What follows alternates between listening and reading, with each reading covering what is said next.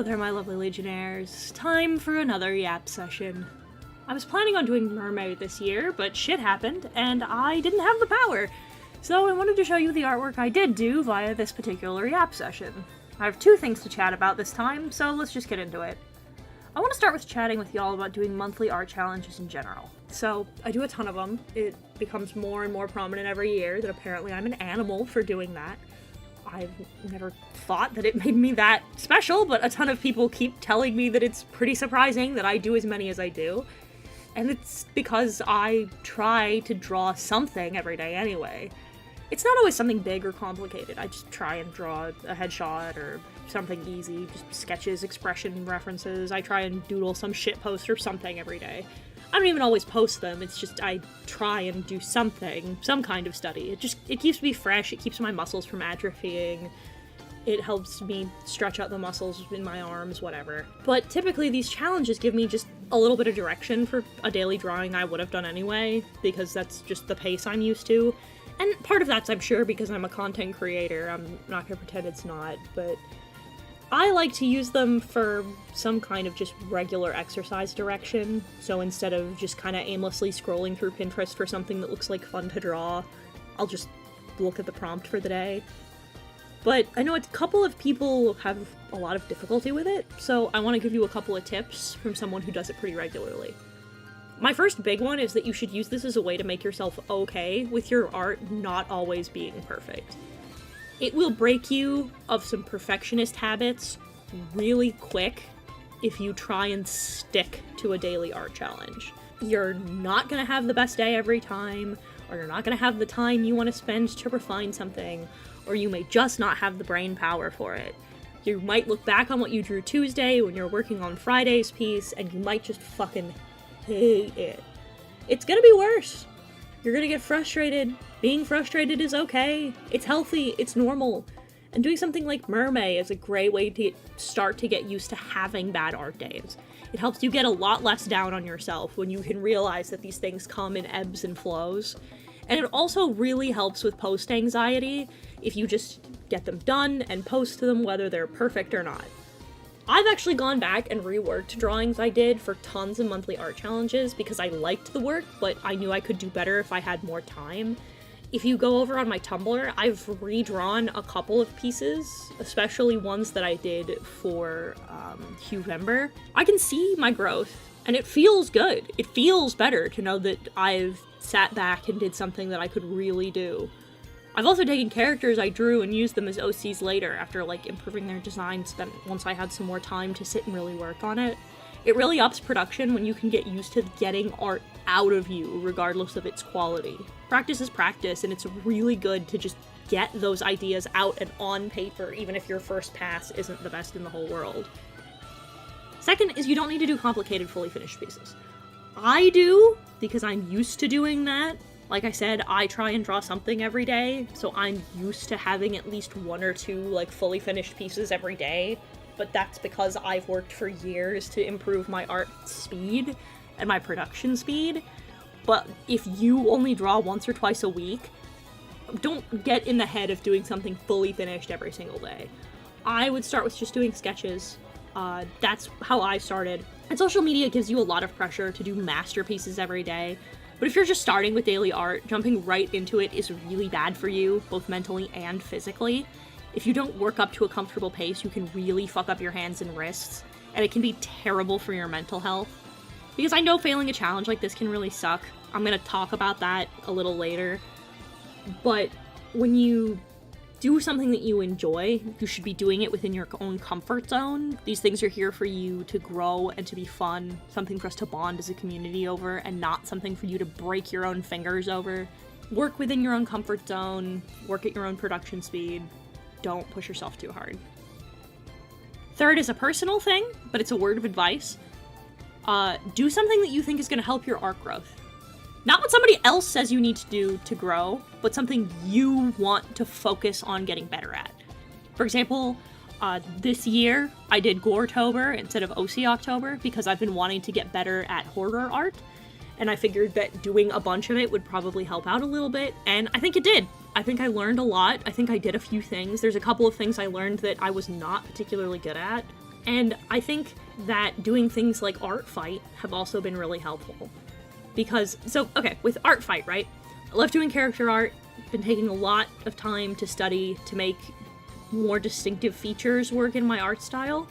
I like things that are both realistic, so like things like ethnic features, different body types, prosthetics, and some other fantastical elements like animal features, horns, wings, etc., etc. And as someone who considers themselves a character designer first and foremost when it comes to artwork, I want to be able to draw any character that someone pays me to draw in my art style. So art fight is my crack for that reason. Every day I pick out a keyword of something I want to work on, and I draw characters until I'm exhausted of looking at my monitor. So sometimes I'll be like, I want to try and draw Sonic characters today. I want to try and draw furries today. I want to try and draw someone's D&D characters. A big one was I got into a habit of trying to draw object heads because I wanted to get better with perspective. Whatever I can get my grubby little mitts on. It means I can learn how to practice everything from anatomy to color theory to lighting. It's just a really good way for me to learn. How do I turn your art into my art is my working thing. That's why I recommend grabbing something that targets an aspect specifically that you want to grow at, because you're going to have to be looking at references daily, you're going to be working on those aspects daily, working hard and consistently at a particular theme every single day for 30 days can really help you, trust. A few people in my community have told me that they wanted to try stuff like this, but they were worried about their art not being good enough. And I've also seen people hesitate because they're afraid of publicly failing a challenge. So I'm going to give you little pep talks for both of those things too, because as somebody who does them a lot, I know that a lot of people are afraid of those things, so I want to help. Second thing first, so we'll talk about failing. I understand that you feel embarrassed if you start a challenge and don't finish it. I still do. When I was cornered and realized, oh, I fucked myself over, I'm not finishing Mermay, I felt so bad. I was so embarrassed. But I want you to keep two things in mind. That's what I've been trying to keep in mind. First is that for every one artist who completes a challenge, there's at least 10 who fail. Failure at these kinds of things are more common than success. It's totally fine if you just if you just can't get the juice for it. Drawing every day can be really hard if you aren't an influencer like me who doesn't do it for work. If you have a job, school, like outside commitments like a club or a regular friend group, let alone those things, but some combination of the three, finding time alone is hard enough for some people, you know? Sometimes it's just a pain in the ass to get a couple of hours to sit down and chop away at a drawing. And some people are just too tired and just don't have the space in the day. And you could just be exhausted from that. Or sometimes, something will happen out of nowhere. I had to stop 2 challenges now because of big personal crises that popped up right in the middle of working on the challenges. There's nothing to be done about it. It just happens. And there's no shame in it. There's no shame in, I had to take my dog to the hospital and now I just don't have the emotional bandwidth to draw for the next couple of days. I'm too busy taking care of her. Stuff like that. It's totally fine. The other thing that I try to keep in mind is that John Mermay is not going to knock on your door and break your kneecaps with a fresh swordfish if you don't finish. You still got in the practice, you still did the work, you still made progress. Nobody with an opinion you should give a shit about is going to make you feel bad because you didn't finish an art challenge. These are for fun, they're for personal growth, you're not putting it on your portfolio, it's not going in your cover letter for your next job, you did it for fun, don't sweat it so hard. That second hurdle for most people is the big one, is this fear that their work isn't good enough. And I talked about this on stream, and I'm going to try and phrase it the same way I did there, because I really like this. It's something that really helps me. There's kids who come onto Jack Kirby's internet every day and post their very first Sonic OC that they've recolored from screenshots of Sonic X in MS Paint, and you know what? They're powerful for it. They're putting something up on the internet because they liked making it, and it makes them happy to look at the finished project, and it made them happy. It brings them joy. And they take a step back, and they were happy that they made something for the first time, and they wanted to share it with the world. And there is a non-zero chance that you were that kid.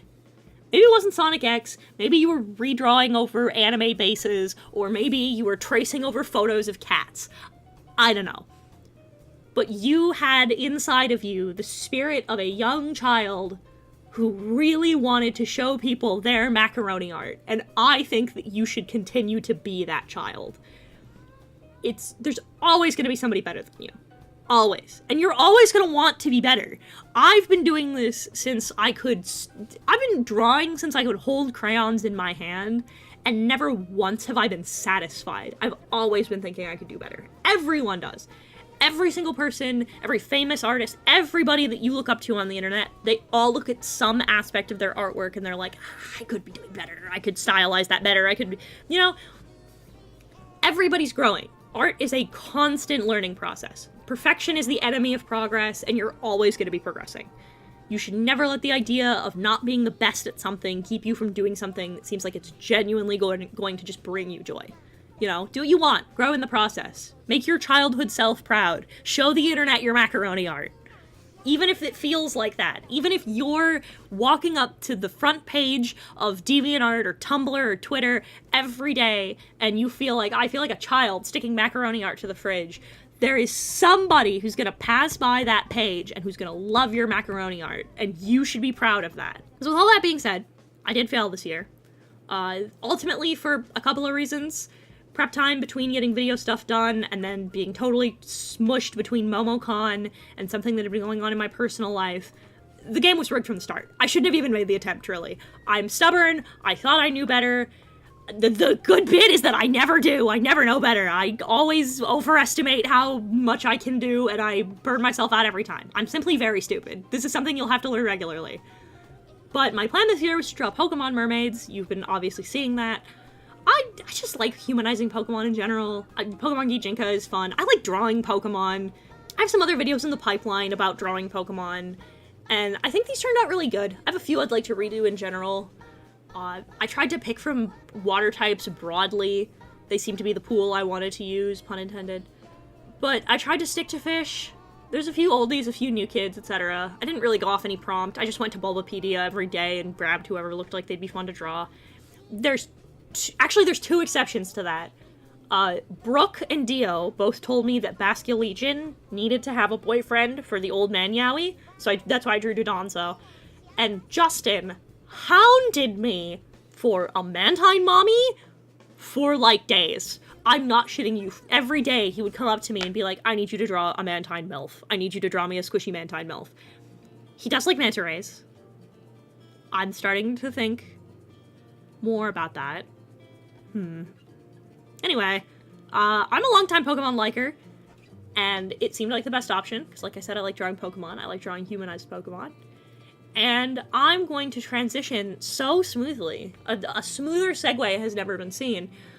I'm gonna talk about modern Pokemon, because it's a pretty hot topic right now, with Pokemon Zaw coming out soon, Pokemon Pizza, and I'm gonna be real. I don't get why people are so aggressive about modern Pokemon. I don't get it. I said before in my first Yap session, I love the way that the franchise is going. I don't know why people hate on it the way that they do. Every time I get into it with someone who doesn't like the way Pokemon is now, it's complaints of things that have always been part of the way the series is. I hear people talk about it being, oh, it's too formulaic, the franchise is so formulaic, it's the same thing every time. I don't know why that's an issue now. Pokemon's pattern has been was solidified 4 generations ago.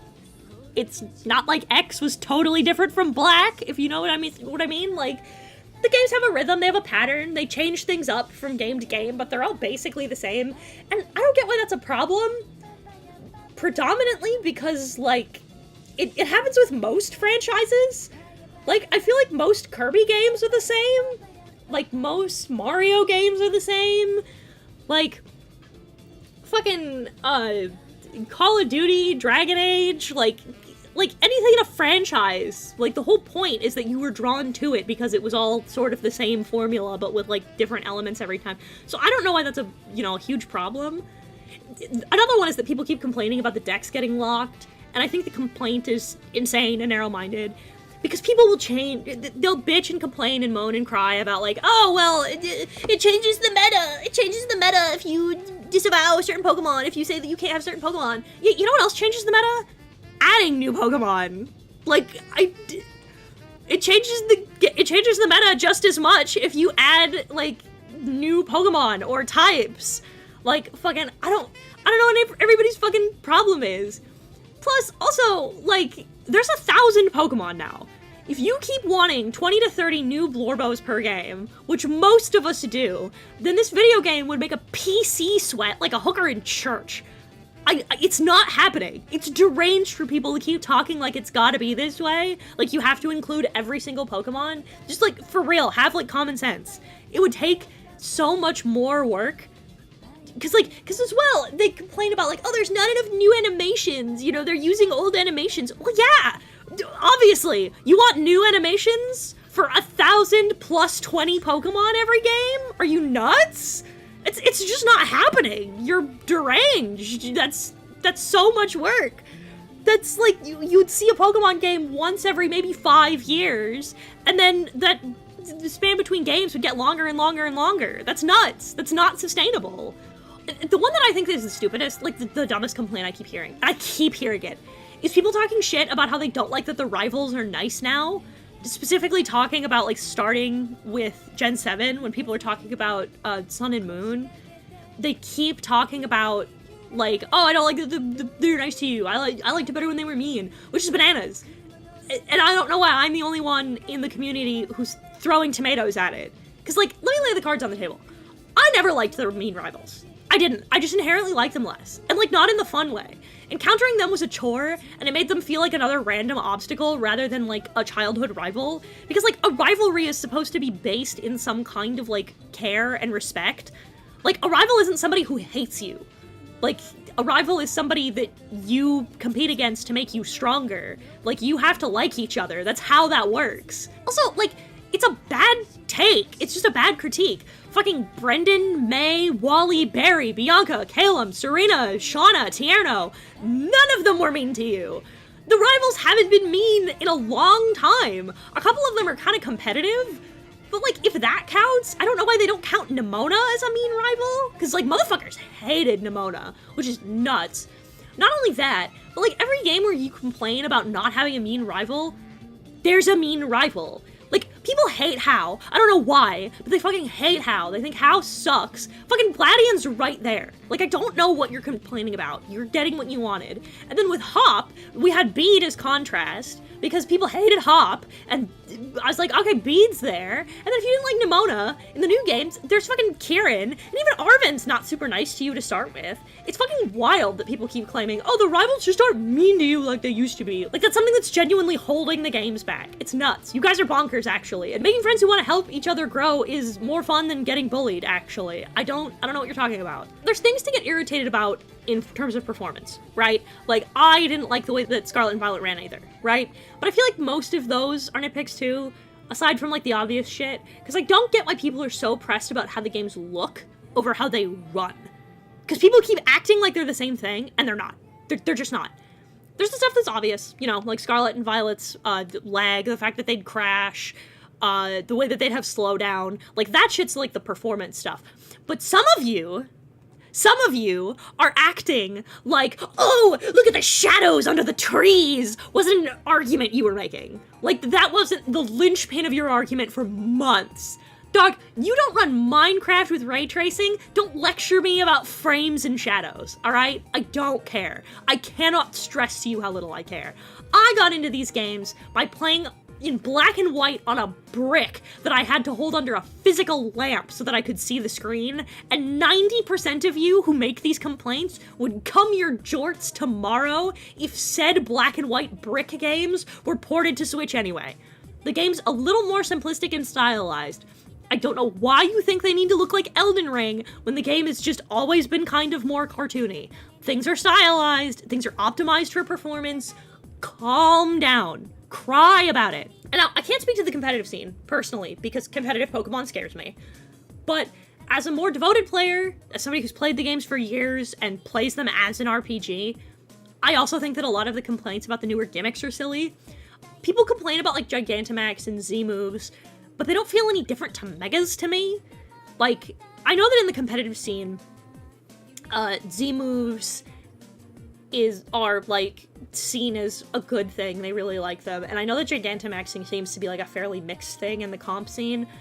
But, like, all I ever hear is people complaining and complaining and complaining and complaining about, oh, bring back Megas! When are Megas coming back? I like Megas! Megas are so good! But, like, Megas are lame. They're not nearly as cool as you remember them being. It's a new design thing that temporarily makes your moves stronger, which is what Gigantamaxing and fucking Terastallization are. Like, I don't get it.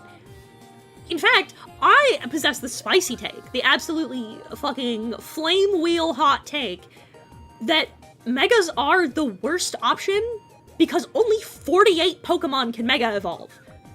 Every Pokemon can Dynamax, use a Z move, and Terastallize. Like, I don't know what you're talking about. I don't know why some of you are insistent that Megas are the greatest thing on the face of the earth. Like, I still think it's bonkers.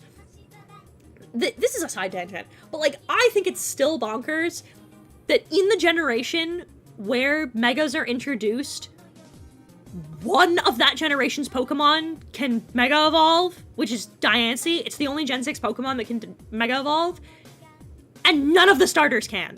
None of them can. The only starters that can Mega Evolve are the fucking Kanto and Hoenn starters, and Charizard got 2! Like, that's bananas! And, like, Terastallization is objectively the best one. And people keep talking shit, but, like, it's the best one.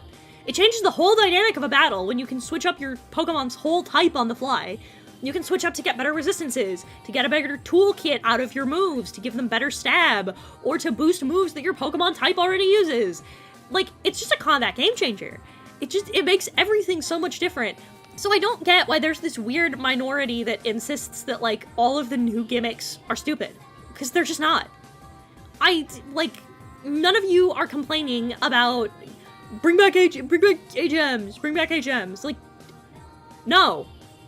Like, don't bring back, or TMs rather. Don't bring back TMs. Like, it's so much better this way. I don't know what your problem is. And, like, it's just a better tool than Mega Evolutions, because it's usable across every Pokemon. It has multiple different use cases, multiple different scenarios. It makes some Pokemon that weren't viable all over again. I think these are cool. They change up the way the battles go. And people just hate them. People just hate the newer games, despite the fact that they have all these cool new tools. And if I'm honest, I think it's because the vocal minority that really hate the new games just can't cope with growing up. It's a lot like with Star Wars. You grew up, the games didn't. You want things you didn't want as a kid, and instead of backing up and deciding that you've outgrown Pokemon, that it's just not for you anymore, that they're not giving you what you want, you pretend that Pokemon's getting worse. As somebody who's been playing since the Game Boy, Pokemon's game feel is getting better, not worse. It's getting easier to play, not worse. It's been a slow uphill change to make the game smoother to play and have them have deeper stories and more pronounced characters. Their characters are growing, the worlds are becoming fuller, they feel like they have more life in them. It's just better. We're in an era now where the characters are starting to take the same stage as the Pokemon themselves, and I think that's great. It's just not what you remember, and it's not what you want. You're not the demographic anymore, and that's okay. They're not making more adult and edgy Pokemon media because adults are not the ones they're marketing to. It's teens and young kids. It always has been. You have to get used to that. It's why most of the merch are the cards, the toys, and the plushies. It's just the way that it is. The most common piece of Pokemon merch are stuffed toys because they're for kids. And, like, listen, I think that you can enjoy a kid's game. I've been sitting here advocating for it because I like playing a kid's game. But the hate and the vitriol about it is just out of control. And I can't, it's starting to really piss me off. Because, like, these things have never been a problem for you before the newest game. And I'm not saying Scarlet and Violet. I'm saying before the newest game. Because every time a new game comes out, it's the same complaints over and over and over again. It's the same complaint that you had the last time, but again, and louder. And it's stupid. You just have to figure it out. I'm I'm gonna cut one of the most common rebuttals to this kind of feeling right off the quick, because I can't stand this. If you're in my comments with, we'll consume product, wait for new product, then you should be consuming some peat moss. Dude, that's not once ever been a remotely valid argument. Pokemon makes me happy. If it didn't, I'd stop playing it. Finding joy in something as harmless as a video game or a movie doesn't need a caveat. If people enjoy something that's popular and makes money, who fucking cares? I didn't pick up Pal World, for example, because it seemed scummy, but even if it didn't have stink lines wafting off of it, it doesn't look fun. It looks like a game I'd clock into like work, and I'd run in the background while I played actual Pokemon. I don't play things like Raft, Ark, The Forest, because they look boring. They look like they would be fun for about 20 minutes, maybe with friends, but then I would get bored. I buy what makes me happy. I don't care if it's a AAA or some obscure RPG off of itch. I can like something and have genuine critiques about it. As a matter of fact, I can do it right now, so I'm going to. And I know that this is bound to happen in other communities, but here's a few of the ones that I see as genuine critiques about modern Pokemon. The dev cycles are too short. We shouldn't be having a new Pokemon game every year now. It's just not feasible anymore. We're not on the 3DS, we're now on the Switch, we're getting to main console levels. It means you need to take more time for a dev cycle. I'm perfectly comfortable waiting 1, 2, 3, even maybe 4 years for a new Pokemon game if it means that they can be big and cool and run like butter. I'm excited about it. I wouldn't mind if Gen 10 is on the Switch 2 or whatever. I can wait. I can wait for something that's good. I've been waiting for Silent Hill 2 Remake for years now. I also agree that the performance issues needed to be fixed. It shouldn't run like that. I shouldn't have save corruption data. I shouldn't have problems like that. It just shouldn't happen. It was a bad idea. I liked Violet, but it ran like it had both of its legs broken, and that's just kind of the way that it was, and that sucks. I also agree with a common complaint that it's bullshit that they're taking moves out of the game. I think that fucks with the balance of the game too much. I'd rather that they keep the moves and spread them out to new Pokemon, maybe widen some Pokemon's move pools to help make them a little more viable, instead of cutting moves altogether from everyone. I think that's stupid. I think it's just better if you make everything better instead of making everything worse. But instead of advocating for better, it feels like people just use the obviously broken cogs to bludgeon each other to death. I don't like to see the community in such a fuss over stupid bullshit like this if I can help it, and to be completely honest, I'm not sure that I can. I don't think there's anything I can do about it. I just want to be more verbal about the pushback for this, because I think we're getting lost in the weeds over stupid bullshit when there's really genuine, valid concerns about the games. Maybe asking for civility and growth is too much. Maybe that's just too much to ask for, but I've loved this series since I was a child, and I don't love it any less as an adult. I'm still having fun, I'm still doing what I like, I'm still catching my funny little dogs, petting them and giving them all the love in the world because they're babies and so cute and I love them with all of my heart. But like, with new media like online shorts, fucking stuff like Concierge, and some of the new spin-offs, the series is chock full of potential to keep people like me hooked if the games aren't giving you what you want. You can still be here and like Pokemon and know that the games aren't for you anymore. I don't know, that's my 2 cents. I'm a relatively negative person overall, but when it comes to stuff like this, it's hard for me to turn doomer like everyone else, I guess. I don't know, I'm the first person to spawn harebrained theories of failure. I genuinely sat here after Ascension with my head in my hands thinking Konami is probably canceled Townfall and Forte by now, because they saw that indie shit wasn't gonna do well, and I'm hoping the short message fixed it. I don't know.